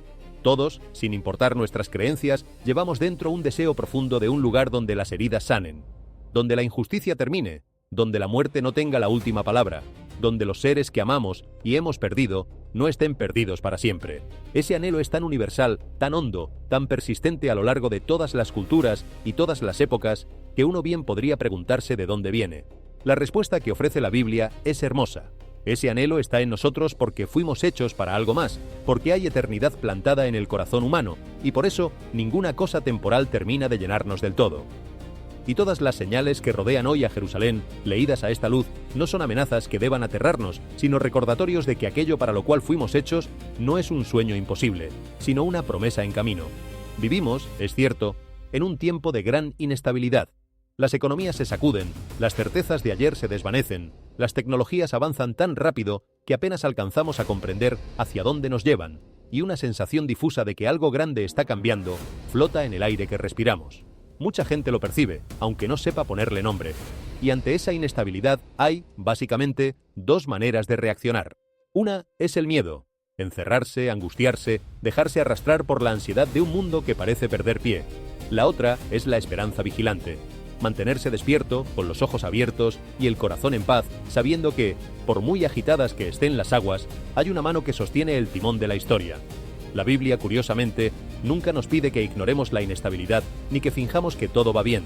Nos pide algo más difícil y más hermoso, que en medio de la inestabilidad no perdamos la paz, porque nuestra paz no depende de que el mundo esté tranquilo, sino de en quién hemos puesto nuestra confianza. Jesús lo dijo con una imagen memorable. Comparó a quien escucha sus palabras y las pone en práctica con un hombre que edifica su casa sobre la roca. Cuando vienen las lluvias, cuando suben los ríos, cuando soplan los vientos y golpean contra esa casa, la casa no cae, porque está fundada sobre la roca. En cambio, quien escucha y no actúa, se parece al que edifica sobre la arena, y cuando llegan las tormentas, la casa se derrumba, y grande es su ruina. Fíjate en que Jesús no promete que no habrá tormentas. Las lluvias, los ríos y los vientos vienen para ambas casas por igual. Lo que cambia no es la presencia de la tormenta, sino el fundamento sobre el cual hemos construido. Y en un tiempo como el nuestro, lleno de señales y de sacudidas, esa parábola resulta más urgente que nunca. Porque la pregunta no es si vendrán tormentas, ya están aquí, las vemos cada día. La pregunta es sobre qué hemos edificado nuestra vida, qué sostiene nuestra paz, dónde hemos puesto los cimientos de nuestra esperanza. Al comienzo de este video te pedí que dejaras una oración por Jerusalén en los comentarios, y ahora quiero explicarte por qué esa petición no fue un gesto vacío, sino algo profundamente enraizado en las Escrituras. En el libro de los Salmos, en el Salmo 122, encontramos una invitación directa y explícita. Pedid por la paz de Jerusalén. Sean prosperados los que te aman. Sea la paz dentro de tus muros y el descanso dentro de tus palacios. Es uno de los pocos lugares de la Biblia donde se nos ordena de manera tan concreta orar por una ciudad en particular. Y no es por casualidad. Orar por la paz de Jerusalén es, en cierto sentido, orar por la paz del mundo entero, porque, como hemos visto, el destino de esta ciudad está entrelazado con el destino de la humanidad de una manera que ninguna otra comparte. Cuando oras por Jerusalén, no estás tomando partido en una disputa política ni deseando mal a nadie. Estás uniéndote a un anhelo antiquísimo de que la paz, la verdadera paz, descienda sobre el lugar que la Biblia coloca en el centro del plan de Dios y desde allí se extienda a toda la tierra. Por eso quiero pedirte de nuevo, ahora que hemos recorrido juntos toda esta historia, que dejes esa oración escrita allá abajo. No tiene que ser elaborada ni perfecta. Puede ser una sola línea, un solo deseo sincero de paz. Pero imagina el efecto de miles de personas, de decenas de países distintos, escribiendo al mismo tiempo una oración por la paz de esta ciudad. Imagina cuántos corazones, separados por océanos y por idiomas, unidos por un mismo anhelo. Hay algo verdaderamente hermoso en eso, algo que va contra la corriente de un mundo que tiende a dividir, a enfrentar, a separar. Y cada vez que un corazón se vuelve hacia Dios en oración, por pequeña que parezca esa oración, algo cambia, primero en quien ora y luego, quién sabe de qué maneras, en el mundo alrededor. Porque la oración nunca es un gesto inútil. Es, quizá, la fuerza más silenciosa y a la vez más poderosa que un ser humano puede ejercer. Y mientras oramos por la paz de Jerusalén, hay una oración aún más antigua y más honda que atraviesa las últimas páginas de la Biblia y que resume el anhelo de todos los que a lo largo de los siglos han esperado el regreso del Mesías. Al final del libro del Apocalipsis, casi como sus últimas palabras, se recoge un clamor breve y encendido. Ven, Señor Jesús. Piensa en la fuerza que encierra esa frase tan sencilla. No es un clamor de miedo, sino de anhelo. No es el grito de quien teme el fin, sino el suspiro de quien espera un reencuentro. Es la voz de un amor que aguarda, de una novia que espera al esposo, de un corazón que sabe que lo mejor todavía está por venir. Y durante casi 2000 años, generación tras generación, los creyentes han repetido ese clamor. Ven, Señor Jesús. Lo repitieron en tiempos de persecución y en tiempos de paz, en la abundancia y en la escasez, en cada rincón de la tierra. Y hoy nosotros, contemplando estas señales que se despliegan sobre Jerusalén, nos unimos a ese mismo clamor antiguo, no con angustia, sino con esperanza. Imagina, solo por un instante, el día que las Escrituras describen. Un día en que, según la promesa, toda lágrima será enjugada. Un día en que los que sembraron con lágrimas segarán con júbilo. Un día en que el llanto de la noche dará paso a la alegría de la mañana. Un día en que aquellos a quienes hemos amado y perdido, y por los que hemos derramado tantas lágrimas, ya no estarán perdidos. Un día en que la justicia y la paz, que tantas veces parecen ausentes de este mundo, reinarán al fin. Un día en que el mismo que caminó sobre esta tierra, que fue bautizado en el Jordán, que oró en el Monte de los Olivos, regresará según la promesa de la misma manera en que se fue. Toda la expectativa que hemos recorrido en este video apunta, en el fondo, hacia ese día. Y no lo describimos para atemorizarte, sino para invitarte a levantar la mirada, como aquellos que en el cielo de Jerusalén vieron una figura de luz entre las nubes, y a preguntarte, con sinceridad y sin miedo, si tu corazón está listo para ese encuentro. Y si esa pregunta te inquieta un poco, si sientes que quizá tu corazón no está tan preparado como quisieras, quiero que sepas que eso, lejos de ser un motivo de desánimo, es una de las mejores cosas que pueden ocurrirte. Porque el reconocimiento de nuestra propia necesidad es siempre el primer paso hacia el encuentro. Recuerda la imagen con la que empezamos. Una persona de pie en medio de una tierra sedienta, buscando agua y sin encontrarla, y justo en ese momento de mayor necesidad, aparece la promesa de que Dios no la abandonará. Toda la Biblia está construida sobre esa lógica sorprendente. No es a los que se creen perfectos a quienes Dios se acerca, sino a los que reconocen su sed. Jesús lo dijo con claridad cuando declaró que no había venido a llamar a los que se creían justos, sino a los que sabían que necesitaban ayuda. Y en otra ocasión hizo una invitación que resuena a través de los siglos. Si alguno tiene sed, que venga a mí y beba. De nuevo el agua, de nuevo la sed, de nuevo la promesa. Como si toda la historia de la tierra, reseca y del agua que brota donde nadie la esperaba fuera, en el fondo, una parábola gigante escrita en la geografía misma, apuntando hacia una verdad espiritual, que hay una fuente capaz de saciar la sed más profunda del alma humana. Responder a esa invitación no requiere ceremonias complicadas ni conocimientos que solo unos pocos poseen. En su esencia es algo tan sencillo como un giro del corazón. Es reconocer con honestidad que hemos vivido, en mayor o menor medida, alejados de aquel que nos creó. Es dejar atrás lo que sabemos que nos hace daño y hace daño a los demás. Es abrir la puerta y recibir el perdón y el amor que Dios ofrece libremente, no como una recompensa que debamos ganar, sino como un regalo que solo tenemos que aceptar. Y es comenzar a caminar de una manera nueva, ya no en soledad, sino acompañados. Si en algún momento de este video has sentido que algo se movía dentro de ti, que estas palabras no eran solo información, sino que tocaban algo hondo, quiero animarte a que no dejes pasar ese momento. Esas inquietudes del corazón rara vez son casualidad. A veces son, precisamente, la manera silenciosa en que se nos invita a dar un paso. Y quiero ser cuidadoso aquí, porque no se trata de presionar a nadie ni de manipular emociones. Se trata más bien de una invitación libre y respetuosa, como la de quien te tiende la mano sin obligarte a tomarla. La fe, para ser verdadera, tiene que ser libre. Nadie puede creer por ti, ni forzarte a esperar con el corazón lo que solo tú puedes decidir esperar. Pero, así como sería una descortesía no ofrecerte agua sabiendo que tienes sed, sería una descortesía mayor recorrer contigo toda esta historia de señales y de promesas y no decirte con toda claridad que la puerta está abierta, que la invitación es real, y que el mismo que aparece anunciado entre las nubes de Jerusalén es, según la fe cristiana, alguien que desea ser conocido y amado, no temido a la distancia. Toda la profecía, al final, no es más que la carta de amor de un Dios que anuncia por adelantado su regreso, para que ninguno de sus hijos sea tomado por sorpresa. Piénsalo de esta manera. Si supieras que alguien a quien amas profundamente está por regresar de un largo viaje, aunque no supieras el día exacto, ¿cómo vivirías esa espera? Probablemente no con angustia, sino con una alegría creciente. Prepararías la casa, cuidarías cada detalle, mirarías con frecuencia hacia el camino, y cada señal de que la llegada se acerca, lejos de asustarte, llenaría tu corazón de emoción. Así es, exactamente, como la Biblia nos invita a vivir la espera del regreso del Mesías, no como quien teme a un juez que viene a condenar, sino como quien aguarda a alguien que ama y que le ama de vuelta. Y todas las señales que hemos recorrido, el calor y el agua, la figura entre las nubes, los peregrinos y los muros, la vaca roja y el pueblo reunido, son, para el creyente, como esas señales en el camino que anuncian que el reencuentro se aproxima. Por eso el creyente no las mira con terror, sino con una esperanza que crece.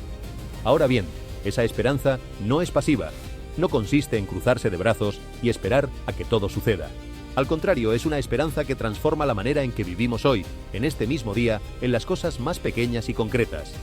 Déjame proponerte algunas maneras muy prácticas en que esta expectativa puede cambiar tu vida cotidiana, porque de nada serviría toda esta reflexión si la dejáramos en el terreno de las ideas y no la trajéramos al terreno de los hechos. Vivir despierto en el sentido que Jesús enseñó significa mirar a las personas que te rodean con ojos nuevos, sabiendo que cada una de ellas tiene un valor eterno. Significa reconciliarte con aquel de quien te has distanciado, en lugar de dejar que el rencor se endurezca con el tiempo. Significa perdonar, no porque el otro lo merezca, sino porque tú mismo has sido perdonado. Significa ser generoso con quien tiene menos, atento con quien sufre, honesto cuando nadie te observa, paciente cuando todo te invita a la ira.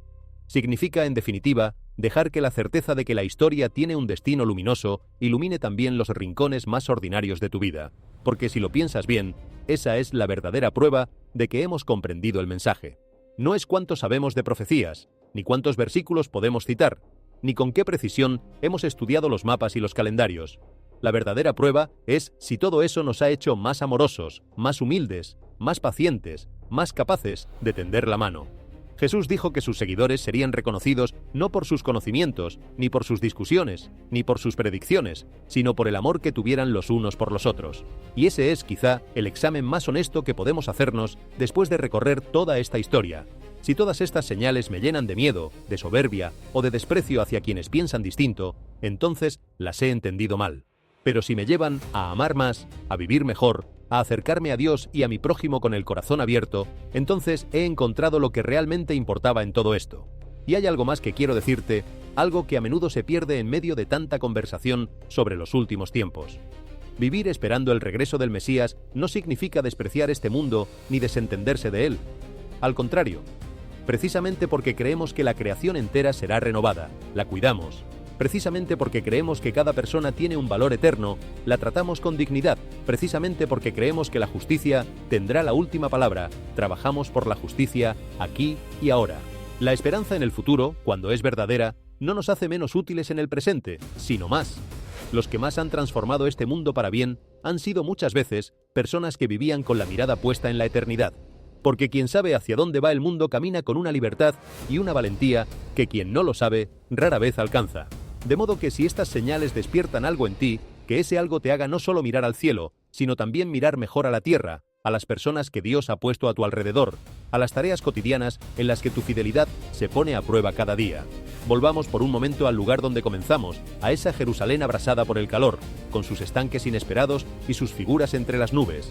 Y hagámonos, todos juntos, la pregunta que de verdad importa. No es la pregunta de cuándo, porque esa, como hemos visto, ni siquiera los ángeles la conocen. No es la pregunta de qué fenómeno concreto marca la señal definitiva, porque cada uno de ellos por sí solo admite una explicación natural. La pregunta que de verdad importa es esta: ¿qué estoy haciendo yo con mi vida mientras todas estas cosas suceden? ¿Estoy viviendo dormido, arrastrado por la rutina, distraído por 1000 cosas pequeñas, sin levantar nunca la mirada?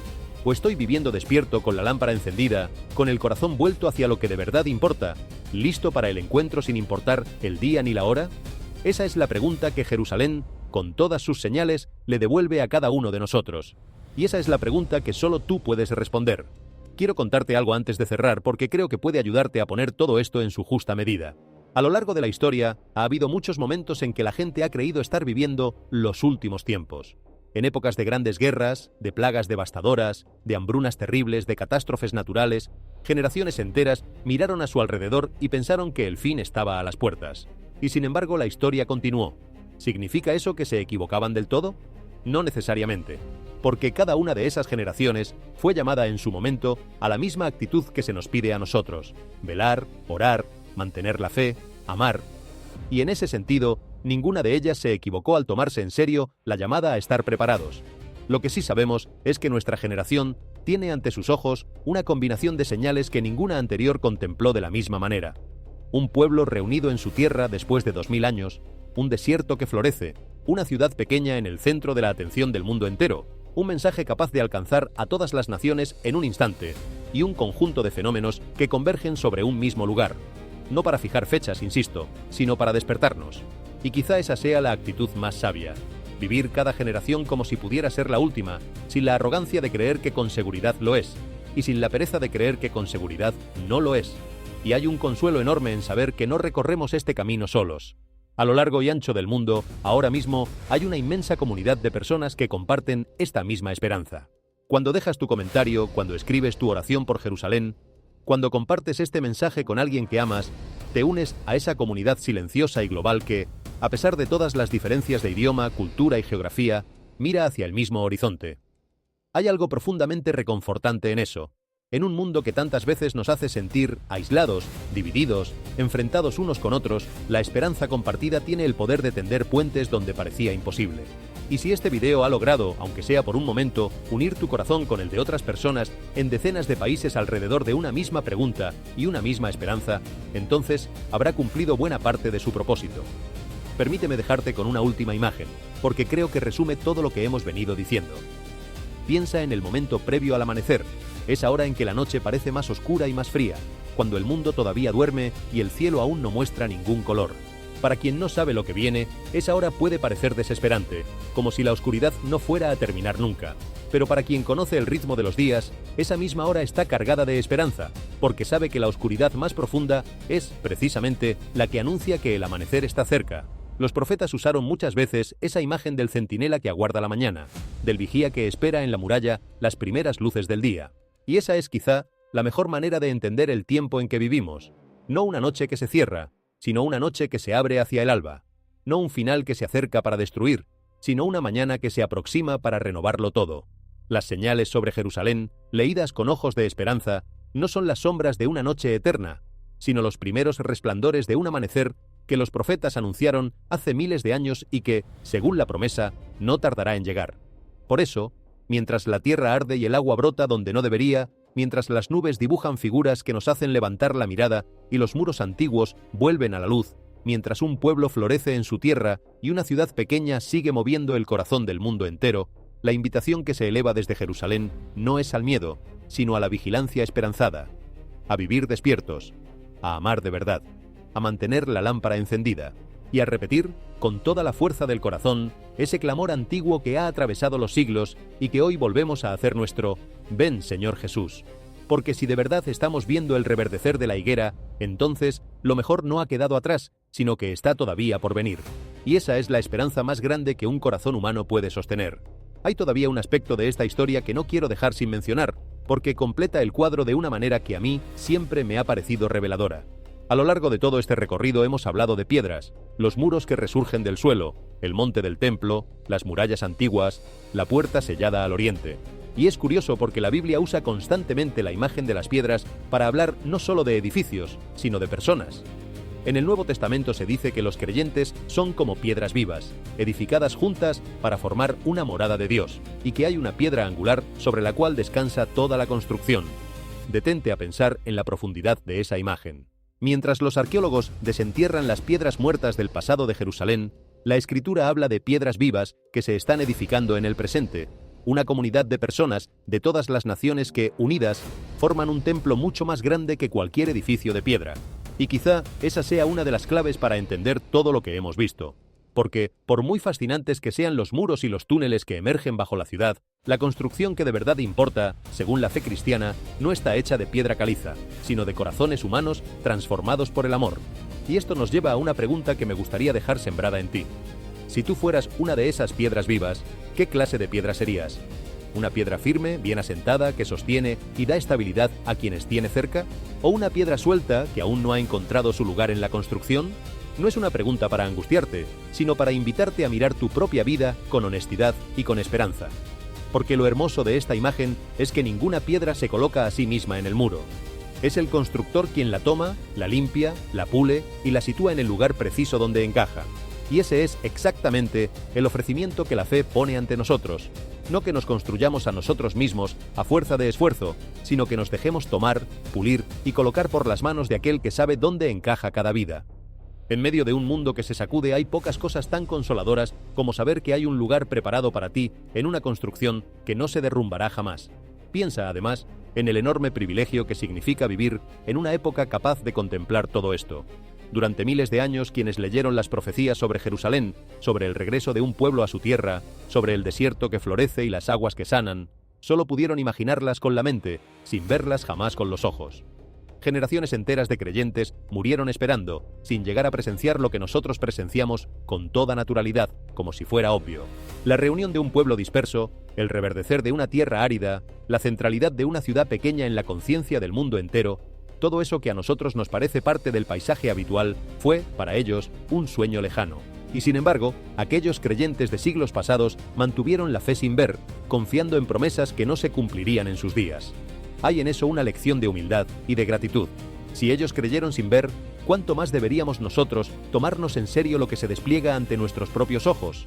No para caer en la arrogancia de creer que lo sabemos todo, sino para vivir con la seriedad y la esperanza de quienes reconocen que les ha tocado un tiempo singular. Y quiero que sepas que este mensaje no busca dejarte con la sensación de ser un simple espectador de acontecimientos lejanos, como quien mira desde la ventana una tormenta que ocurre en otro lugar. Todo lo contrario. Aunque estés a miles de kilómetros de Jerusalén, aunque nunca hayas pisado esa tierra, ni sepas si algún día lo harás, todo esto tiene que ver contigo de la manera más directa posible. Porque las promesas de las que hemos hablado no son promesas para una ciudad de piedra únicamente, sino para cada persona que las reciba con el corazón abierto. La misma agua viva que la profecía anuncia para el Mar Muerto es la que se ofrece a tu alma sedienta. La misma paz que se pide para Jerusalén es la que puede habitar dentro de ti hoy mismo. El mismo regreso que se aguarda sobre las nubes es el reencuentro al que tú también estás invitado. Jerusalén es el escenario, pero la historia en cierto sentido se escribe en tu propio corazón. Y esa es quizá la razón más profunda por la que estas señales importan, porque cada una de ellas es también una invitación personal, dirigida a ti, para que no te quedes fuera de lo que Dios está preparando. Antes de despedirnos, quiero detenerme en un detalle que a muchos les pasa inadvertido y que, sin embargo, ilumina de una manera preciosa todo lo que hemos venido conversando.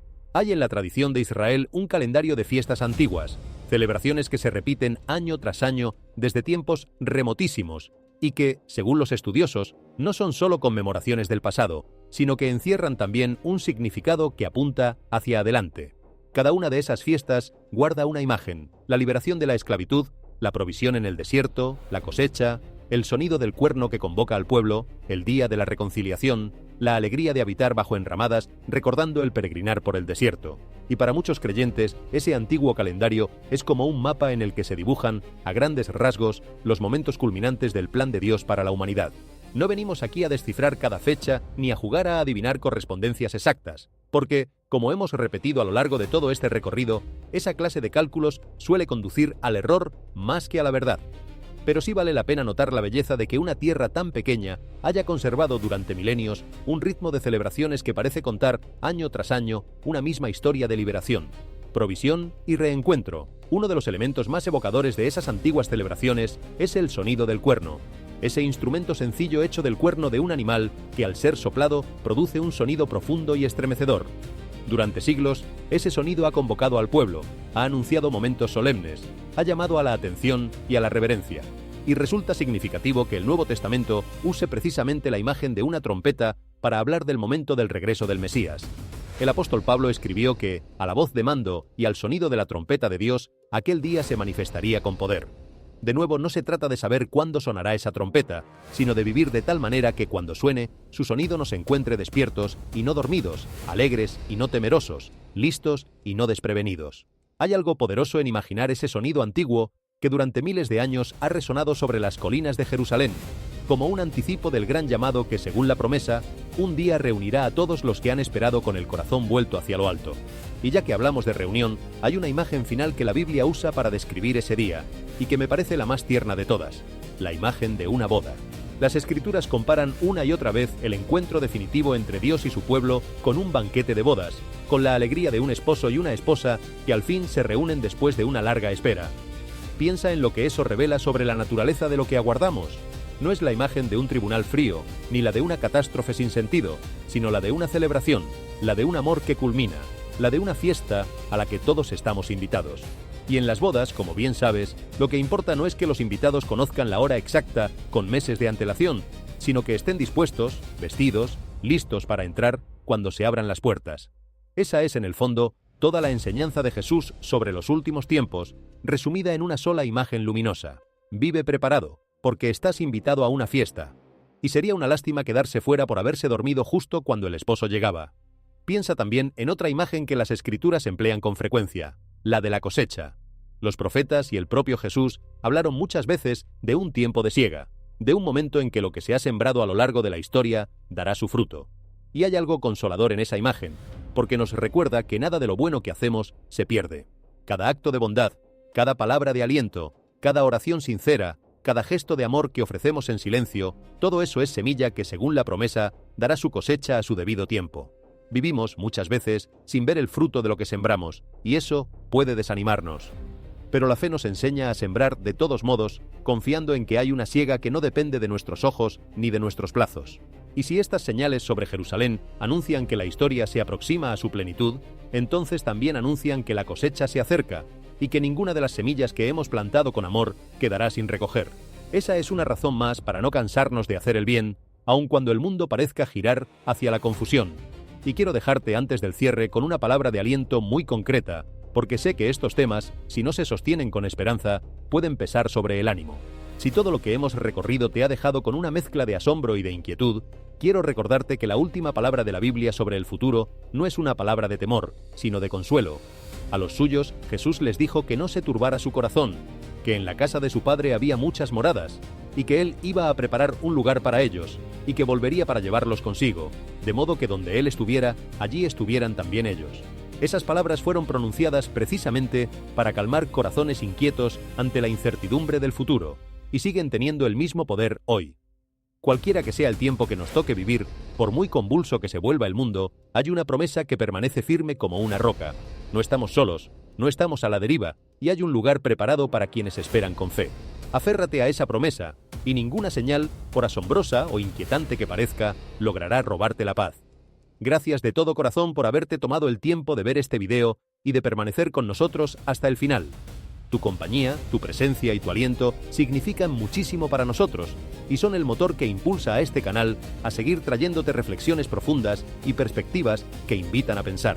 Si este mensaje tocó tu corazón, tómate un momento para dejar tu me gusta, compartir el video con alguien que lo necesite y suscribirte al canal, activando la campanita de notificaciones para que no te pierdas ninguna novedad.